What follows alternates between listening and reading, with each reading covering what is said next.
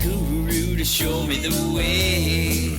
Send me a guru every day. Get me back on track when I go astray. Enlighten me with your wisdom today. It might get weird, but that's alright. We're all just gurus helping each other through the night. Right here on Everyday Gurus. Everyday Gurus. Wake up, don't hit the snooze. You might miss Everyday Gurus. Everyday Gurus. Everyday Gurus.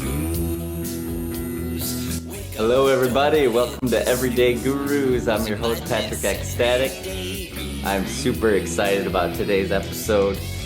I've got a famous person on the show for the first time. He probably wouldn't say so, but he's a famous writer. He's a published writer. He's written some amazing historical novels, and I'll let him introduce himself a little bit more, but we share a lot in common, being a part of the same spiritual community, so I'm really looking forward to our conversation today. I have Mark Sullivan on the show with us. So Mark, thank you so much for coming on today. This is great. Thank you for having me here. Yeah, of course. So if you wouldn't mind just taking a minute to introduce yourself and tell us a couple things about yourself. I'm Mark Sullivan. I'm a novelist. I've written 18 novels by myself and with James Patterson. My most recent novels have been Beneath A Scarlet Sky, The Last Green Valley, and All the Glimmering Stars. I write books that are inherently, I think they're based on stories that are inherently moving, inspiring, healing to some people, and transformative to others. And that's what I do. Awesome. Healing and transformative. That's what this world really needs right now. So as we know, healing and transformation starts with the inner work, right? So why don't we start there? Why don't we talk about your own healing and transformation and where you began and kind of what your spiritual journey has looked like? Sure. So a lot of this really began maybe 30 years ago. I was an investigative reporter in San Diego. And the newspapers were merging, and about 175 journalists were going to lose their jobs. And I just tried to stay super focused. I had a young infant. Our first son was born, and my wife had taken a year off, and all of a sudden this place was imploding. And I tried to stay focused, figuring I'd keep my job if I was on target. And one night I saw this infomercial with Tony Robbins, and he jumped out of a helicopter and said, "I'm Tony Robbins and I can change your life." And I went, "You're Tony Robbins and you're a charlatan," because I didn't. And so I set out to investigate him, but I was always very, very fair. And so I had the newspaper buy his very first product, which was 30 Days to Personal Power. And I figured I'd listen to one episode and know that it was a bunch of crock. And instead I listened, and my wife and I listened every night for 30 nights. And on the 31st day, I went in and quit my job to become a novelist. Holy cow. My childhood dream. And so that started the whole thing, just this philosophy of being able to live your life the way you want to rather than life living you. Mm. And that really worked for me for a long time. But as these things go, you go up and down in a life. And I hit my low point in February of 2006, where I had written a book that I loved that tanked in the United States. My younger brother, who was also my best friend, had drunk himself to death. And my wife and I were on the brink of personal bankruptcy. Oh, wow. A business relationship we were in. And anyway, I realized while driving to a Costco of all places that I was worth more dead than alive, that my life insurance was worth more than at the moment that I could sign a contract to write. So My I goodness. contemplated driving into a bridge abutment in a snowstorm.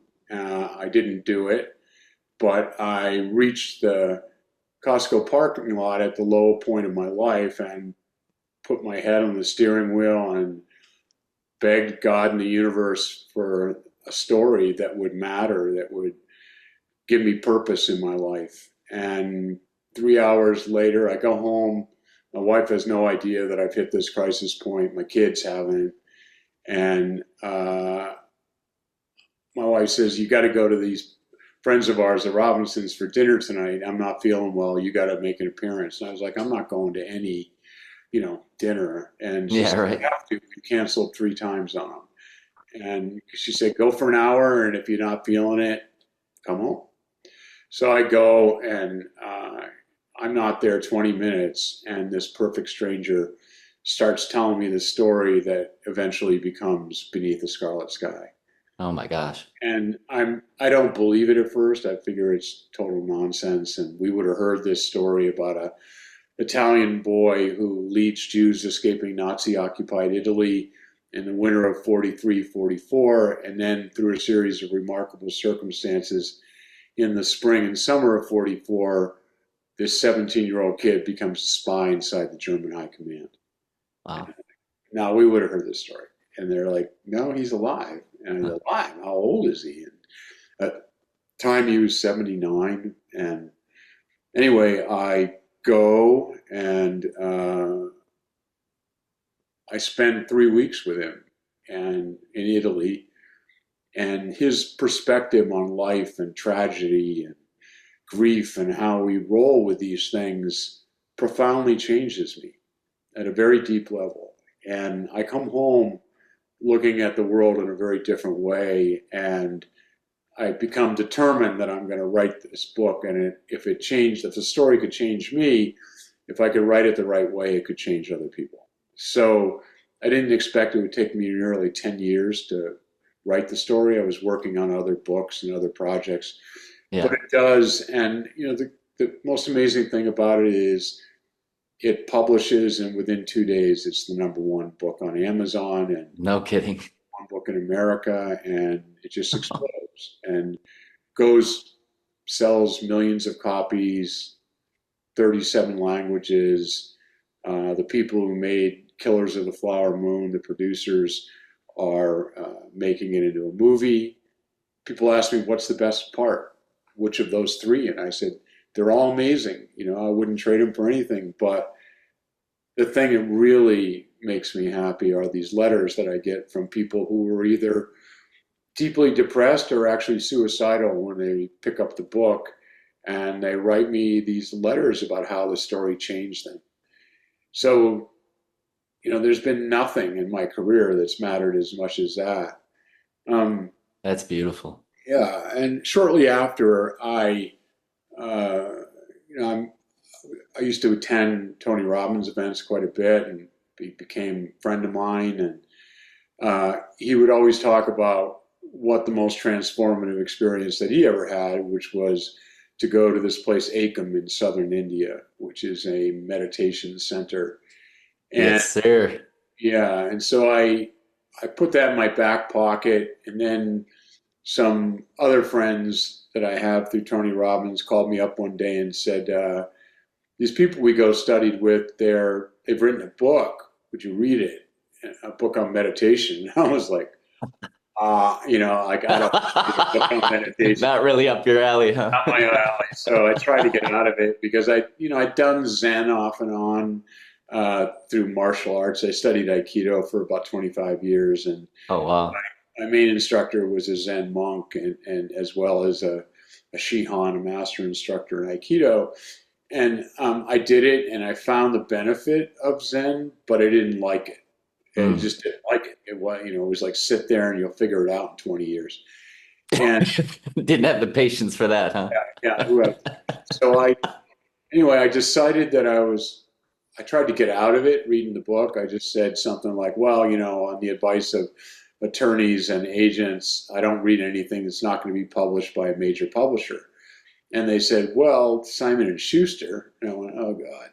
I guess I'm reading this. And I, I read it on a flight from Newark to Bozeman, Montana, where I live most of the time. And I got off the plane and my wife said, "What'd you think?" And I said, "Easily one of the top 5 self-help books I've ever read." And that book is called The Four Sacred Secrets by Sri Prithiji and Sri Krishnaji. Yes, I've read it. Yeah, Excellent book. the book really resonated with me, and I helped them a lot with the publicity and how to do all that stuff. And they invited me to an introductory course called The Field of Awakening, and I went, and my wife and I both went. We were very impressed. I was with Sri Prithiji, and I decided I was going to go to India. And I was looking for some kind of retreat. I was in my early 60s, but I've been feeling this need to do something like this since I was in my early 50s. And I went and I spent 3 weeks, and it was just a radical change in my life.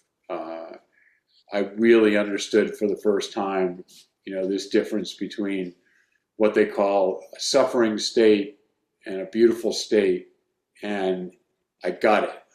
I understood what they were talking about in that 3 week. I was, blessed to be able to go there for that period of time. And really, it changed my entire perspective on life and how things work. And I became a devoted follower of them. I've been back multiple times. I joined their One World Leaders group, my wife has as well, where I try to bring a lot of their teachings into my writing, because I find that what they teach is very universal.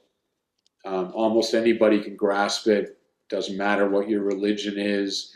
Doesn't matter, whether you believe in a power beyond ourselves or not. It's the way they teach it. It just makes total sense, Hmm. not only from a spiritual point of view, but a scientific point of view. And that was one of the Absolutely. things that I was impressed with, was the number of monks, male and female, who prior to becoming oneness monks, they were either scientists or engineers. And I've always been fascinated by that. And I asked them why this, and they said it's the only thing that they've ever found that accounts for science and spirituality. And that's true, and so I've been studying this ever since, and I use it constantly in my own life. It's affected a lot of the people around us. A nephew of mine went and did what they call tapas in India, where you spend 2 weeks studying this stuff very intensely, and it radically shifted him. Yes, I know your nephew. I know him. We met through the Oneness Movement youth program. So yeah, we've had some good conversations. Good Yeah, guy. he's a great guy. Yeah. He'll tell you that it was a massive shift in his life that changed it. So Oh yeah, and I experienced something similar, just a massive shift when I went to tapas. And I wanted to backtrack to something you mentioned when you first were introduced to the gurus, Sri Prithiji and Sri Krishnaji, just phenomenal human beings. Yes, they are gurus, but they're so personable and so easy to talk to, and on a personal level too. So that's what I love about them personally is that they're real people, and the book that you alluded to, Four Sacred Secrets, the opening chapter lets you know, like, these are real people, like the whole story about them being on vacation and experiencing the realization that we all have that choice to live from either two states, suffering or a beautiful state. right, So it's one or the other. There's no in between. There's no third state, right. which is their core teaching. So I want to talk with you about how that core teaching has transformed the way you write. Yeah. So one of the more interesting things that happened to me was um, this was in a personal process that I did actually during the pandemic on Zoom, of all things, with the monks. And one of the things they asked me was, "How'd you get involved in writing?" And I always answer the same way. It's, because it's a funny story. that I write because of a 6 foot, 200 pound penguin named Sister Mary Joseph. And she was a nun in my parochial school, and I'm in second grade, and I get in a fist fight in the hall. And I Uh-huh. can't remember over what, but all of a sudden I'm up in the air. This huge nun has picked up these two 7-year-old boys who were slugging it out, and um, they could hit you back then. And she carried this nasty three-sided ruler that she'd smack you with. And I figured sure I was in for it. And instead she said, Mark Sullivan, your punishment is you will go home and write a short story and enter it in the grades 1 through 8 short story writing contest. Wow. And all I could think of was, I'm not getting hit. This is a good thing. But I go home and very quickly I figure out why it was punishment, because I encounter every writer's, nightmare, which is writer's block. Hmm. So I have no idea what to do. I'm 7 years old. My mother doesn't know I got in the fight. The nun hasn't called the house, which is all good. And I finally just throw up my hands. I have no idea how to do this. You got to help me. Someone's got to help me. And very shortly thereafter, this rabbit goes burning through our backyard. It's right out at my window where I'm trying to write. And right behind it is the neighbor's beagle. And they disappear across the street into this farm where I used to play a lot because it was right across the street. And so, Uh-huh. okay. And so I wrote this story from the rabbit's perspective, running around this farm that I was intimately familiar with, Wow. chased by a dog that I knew. So I write it, put it in. 2 weeks later, my parents get called into the principal's office and they say, which one of you wrote it? And my parents said, what is it? And they say, you've never seen this before. Nope. And they said, it's the winner of the grades 1 through 8 short story writing contest. Wow. Right? So anyway, So they thought your parents wrote it for you. I thought I plagiarized. Yeah. And so I I read it in front of the whole school and everybody cheers. And so I go, okay. And it turns out that I've only been really good at two things right off the bat in life: writing and alpine skiing. And anyway, I go through my childhood, and quite literally, if in school, if I'm into it and it has something to do with writing, like history or English or whatever, I do Mhm. great. And if I'm not into it, I don't do so great. And I have a teacher in high school who really believes in me and says, if you really work at this, you could be a professional writer. And that was a big deal because she had been an editor at Harcourt Brace Jovanovich, which was a publishing house in Boston. And she was, had a master's degree in English from Brandeis. And so that was a big boost. And she got me into college. She wrote this amazing recommendation. It got me into a school that I had no business being in. And I did well there because it was a school for writers, basically. No one can graduate from Hamilton College unless you can write well, speak well, think well. Where's that located? Upstate New York, Okay. small liberal arts school, which was also a big transformative thing for me. Anyway, I went in the Peace Corps. I wrote about my experience in the Peace Corps, which got me into the Medill School of Journalism at Northwestern. And I set out on a career of investigative reporting. And then, as I said, there was this time where I really needed to make a break. I was either going to become the novelist I always dreamed of, or I was going to, spend my life as a reporter. And there was nothing wrong with that. I loved being a reporter. I got exposed to new stuff all the time. Fits with my, need for uncertainty and variety in my life. Mm-hmm. But anyway, so all this stuff happens to me, and the monks are listening to me, and they said, so why don't you describe a working day for Mark Sullivan? What's that like? And I said, well, I get up usually between 6 and 6:30. I meditate, I work out, or I go straight to work. Just depends on the day. And, excuse me. Mm-hmm.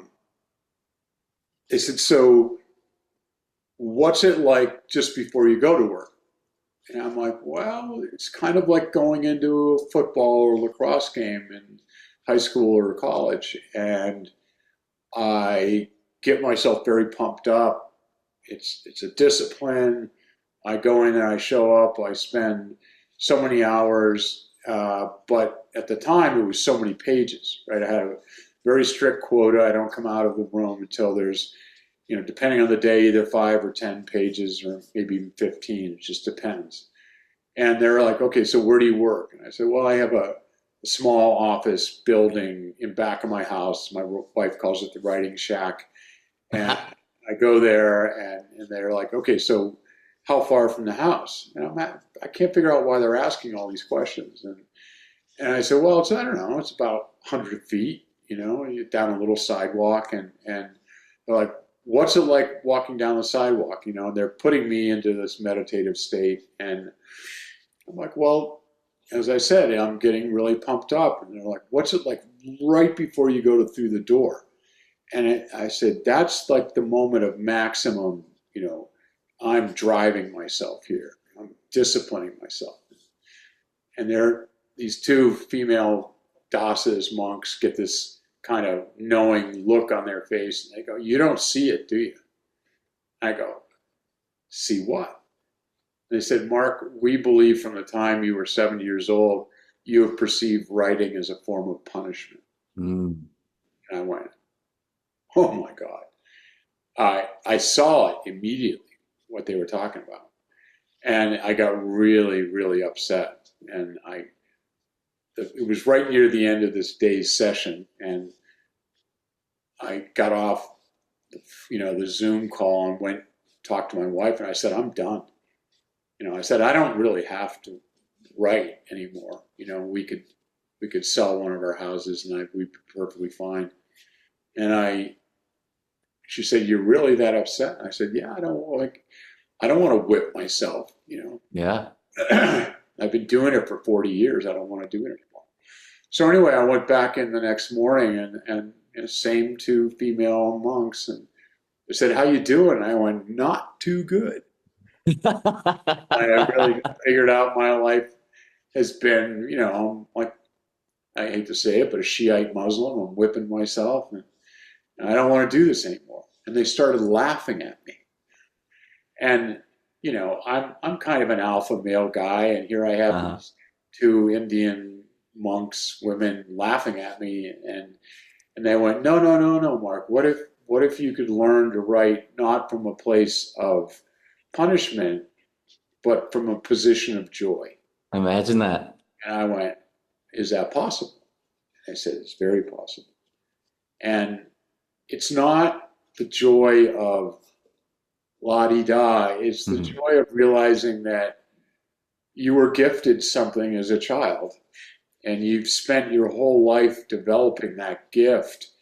And really, when I sit down to write now, it's with the firm intention and purpose of giving my gift to the world. That's the joy. Beautiful. Is that I am giving this to other people. They may or may not accept my gift, but that's how I live my life on a daily basis now. Wow. And it's made all the difference. The books I've written since then, I was about halfway through a book at that point, and it completely shifted the way I wrote it. And I wrote from a position of joy. And same thing with the next book. And I'm working on another book now, and it's the same thing. I write from this position of joy, and there's no discipline. There's no, I've got to do this. I'm driven to do this. There's none of that. It's like, I get to do this, and I get to gift my gift to people, and that's made all the difference. I love it. I love how you describe joy as not like a slap happy joy, like la-di-da, yay, I get to write, but more like a nice combination of gratitude and connection. That's right. Like, yes, I'm grateful for my gifts and I'm grateful to be able to offer them to others for the good of the world, for the good of my fellow beings. So what a great perspective and what a transformative shift in your consciousness to go from let me whip myself so I can be successful to, all right, I'm grateful for my gifts. Let me offer them to the world in service to others. absolutely different perspective, and incredibly empowering. And I used to sometimes write as many as 10 hours to get that 10 or 15 pages, and now I'm pretty much a 5 hour writer. I start at usually 7 and I'm done at noon, and Wow. I usually produce as much, if not more, than I did when I was a disciplined writer. Mhm. So it's pretty great. Yeah, I'll say. So, what did that feel like after you were done writing, after you were done whipping yourself into shape? Like, how did I you? was exhausted. Yeah, just I'd worn come out. home. I would leave my office in a very, very, exhausted state Mhm. because I would, I used to call it the Vulcan mind meld, when I was really writing and driving myself. And now I get more into flow. I mean, Yeah. that's where I am when I'm writing. People have always asked me if I'm a planner or a channeler, and I'm actually a little bit of both. Working with James Patterson, I was blessed to be able to learn the importance of outlining. So you kind of think your way through the story first, and then begin to write. And that has given me a foundation. But when I'm actually writing now from this position of joy, I know what I'm supposed to do, but I'm able to tap into the creative force, and it just takes me. And Mm. and in that scenario, I'm rarely tired when I finish. I'm usually, you know, I'm not thrilled or jumping up and down, but I'm satisfied. Nice. It's been good. I know I know when I'm writing well. I just know it, and I write well pretty much all the time. Where before it was sort of hit or miss.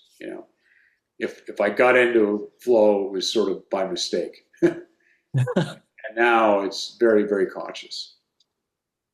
So that's amazing. And I remember from hearing one of your stories previously that the first book that you wrote after you had this transformation in your consciousness was like widely known as like one of the best things you've ever written, or it just had like a totally different vibe. Can you talk a little bit about what that book was? Yeah, that book was All the Glimmering Stars, and Okay. the story is tough. It's about these, and it's based on a true untold story about these two kids from Uganda, Anthony and Florence, boy and a girl, and they grow up about 70 kilometers apart. Anthony grows up in a village and in a family that believes that the greatest thing you can do is learn to become a good human, not a good man or a good woman, but a human. And he's taught all these lessons about what being a good human is as a child, and he's taught this in a state of um, unconditional love. It was like a lot of love in the family. And Florence grows up about 65 kilometers away, and in her family, her mother especially teaches her that there is nothing stronger in the universe than the power of love. So those are the two lessons. And they get kidnapped when they're 14 by this messianic warlord, Joseph Kony. And he forces them to become child soldiers, which was a dehumanizing process, not humanizing. Hmm. And but because of the way they were raised, they were able to not only survive this 10-year experience that they spent in captivity, but 5 years into it, they meet each other and they legitimately fall in love, and the power of love saves them. It allows them to survive, to escape, and then to turn the tables on Coney. Wow. Yeah, it's a wow story, and I'd never heard one like it. And the amazing thing was, like with all these people, Pino Lella, the Martel family, when you meet people who have gone through extraordinary hardship, arguably the worst of what the world can show you and the worst of humanity. And if they haven't been destroyed by that experience, they come out the other side and they're different kind of human beings. They seem to glow from inside. It's there the second you meet them. Mm-hmm. And meeting Florence and Anthony for real, going to Uganda, spending a lot of time with them, boy, they had it in spades. The second you meet them, you can tell that there's something very special about them. And, when I was writing it, some of the things I had to write about were horrific. But again, I wrote their story from a position of joy, because ultimately that's who they are. They're very joyous people. They're very happy. You would figure that, they could have been psychologically ruined by what they went through, but they're not. They're just remarkable people. And writing their book from that position of joy was a profound experience for me, because I realized that joy is not dependent on circumstances. Joy is something that comes from inside. It's a way of thinking. It's a way of approaching life. And certainly Anthony and Florence had it naturally, And I remember I was at ACOM, where this meditation center, and I've been blessed that I've gotten to really know Preethaji and Krishnaji on a personal level. Mm-hmm. And I was there on campus finishing this book, and also I was extraordinary experience being able to spend an hour to 2 hours a day by myself with either Preethaji or Krishnaji. And the deal was I could ask him any question I wanted, talk to him, and really one of the greatest experiences of my life. And I remember talking to Preethaji and telling her how they were, Anthony and Florence, he was raised to be a good human. She was raised to believe that there was nothing stronger than love, and that's why they survived. And Preethaji looked at me immediately and she goes, "That's not why they survived." And I was like, "I've written this whole book based on this premise." And she said, "That's not why they survived." And I said, "Okay." She said, "They survived because they were taught these things from a position of unconditional love." Oh, wow. And when a child experiences unconditional love, they never forget it. Mm. It may come from their parents, it may come from an aunt and uncle, it may come from their grandparents. But if they experience it, they never forget it, and they'll never forget the things that they were taught in that state. Mm. And as soon as she said it, I could see it, because I've met Florence's mother and father. I met Anthony's father. I knew who they were as people, and they did teach these things from a position of unconditional love. So I immediately went back to my room at ACOM, and in the course of a day and a half, I didn't rewrite the whole book by any means, but I wrote it, tweaked it so that this message of how important it is to show children, especially between the ages of like 0 and 8, 9, Mm-hmm. they get that experience of unconditional love. They never forget it. If they don't get it, Yeah. they have a lot of problems in life, Yeah. because there's no solid base with which to function. Sure. And, so anyway, I had to go back, and I met with Preethaji a couple of days later, and I said, "Yeah, thanks for all the work."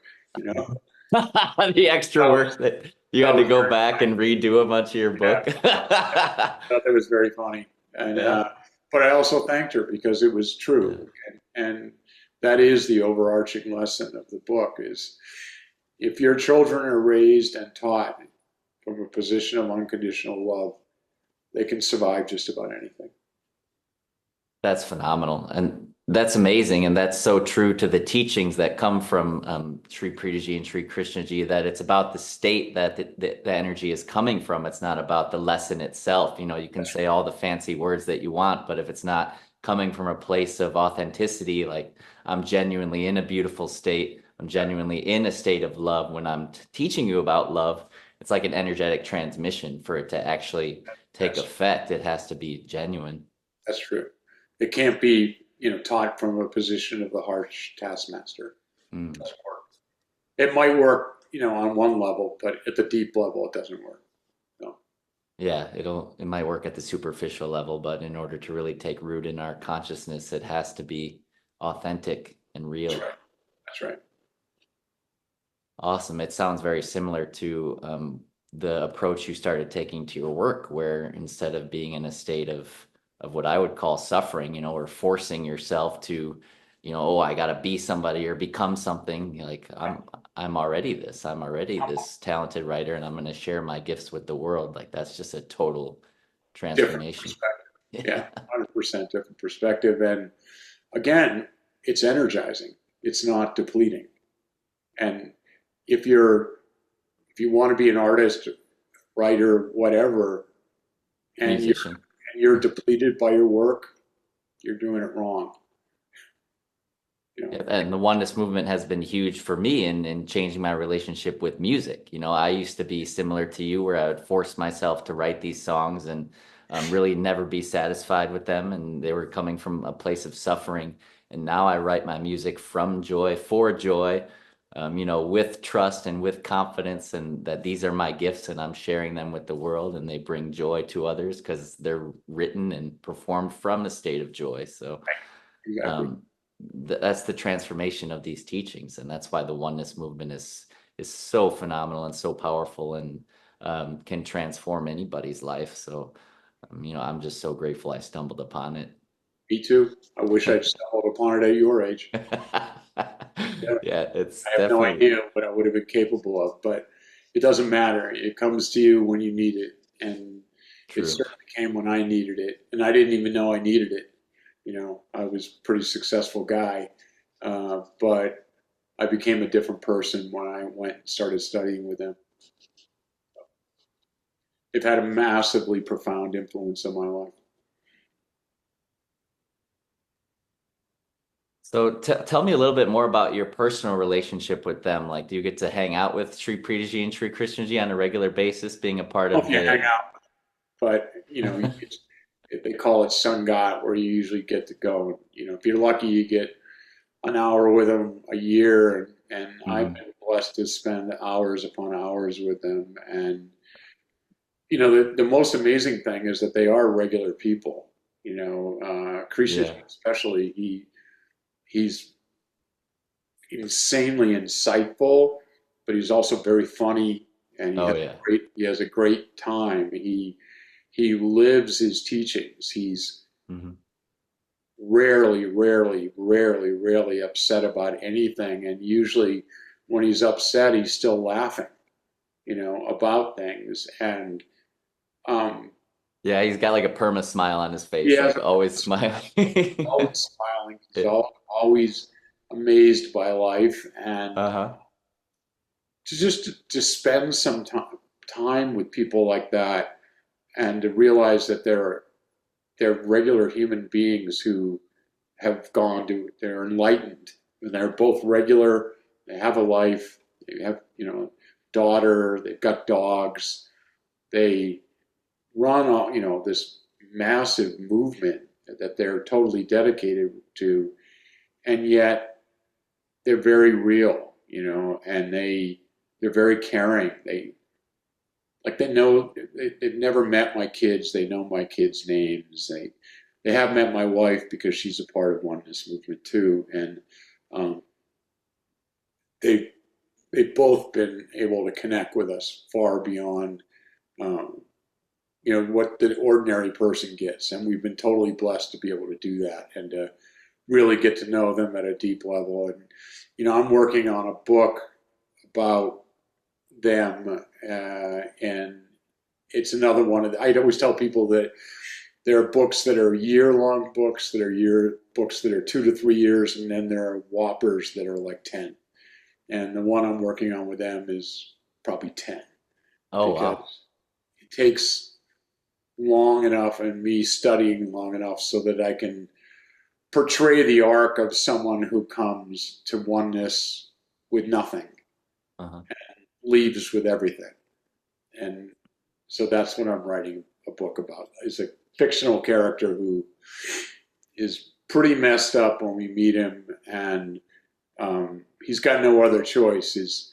Everybody's rejecting him. His wife has left him. His second wife, his kids Wow. are estranged. No one wants to work with him in Hollywood, and he goes to Acom and begins his enlightenment journey. Wow.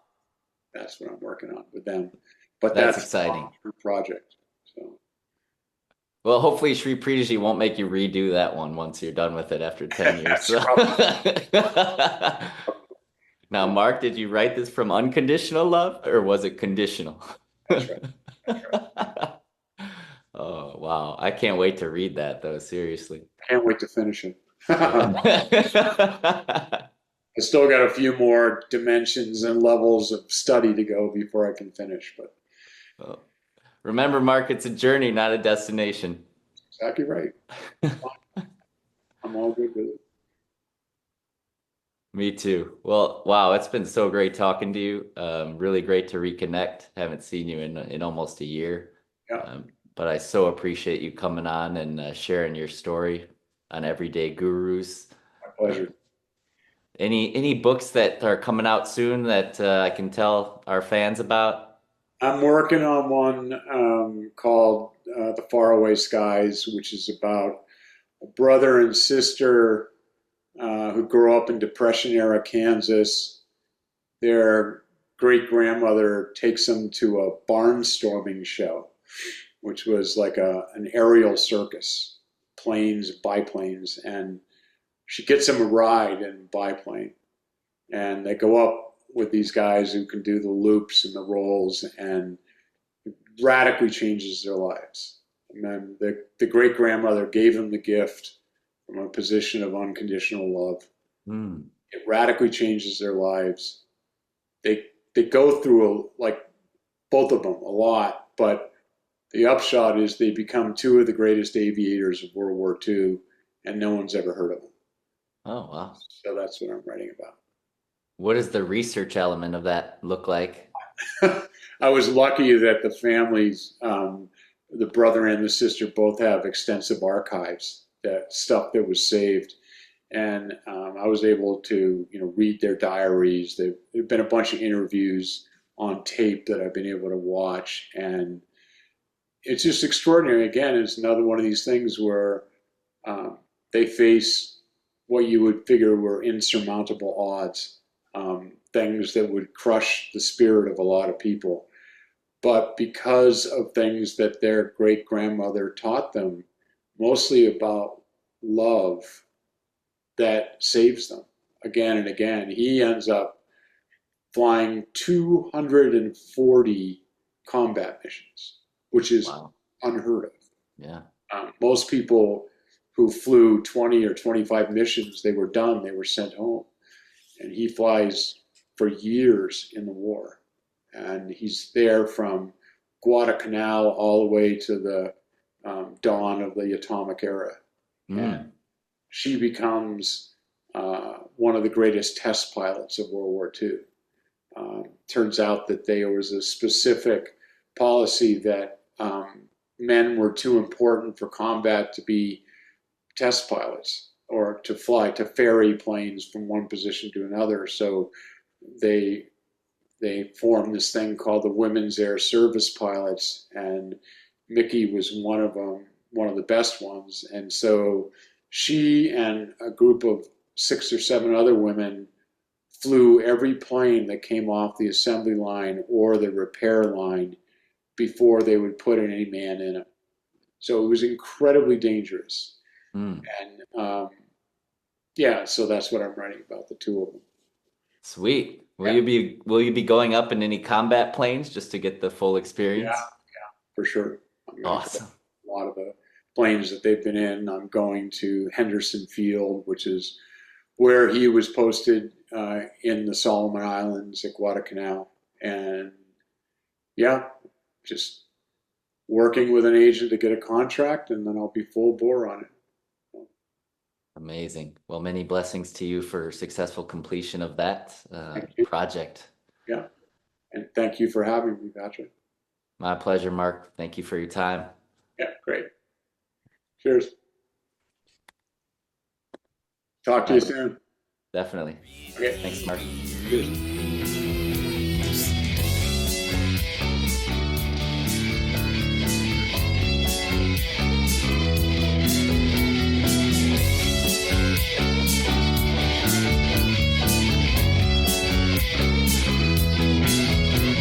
When the path gets narrow and life seems tough, remind me I'm already enough. Even the boulders are part of my path, and help is available if I just ask. I need a guru to show me the way. Send me a guru every day. It might get weird, but that's alright. We're all just gurus helping each other through this life.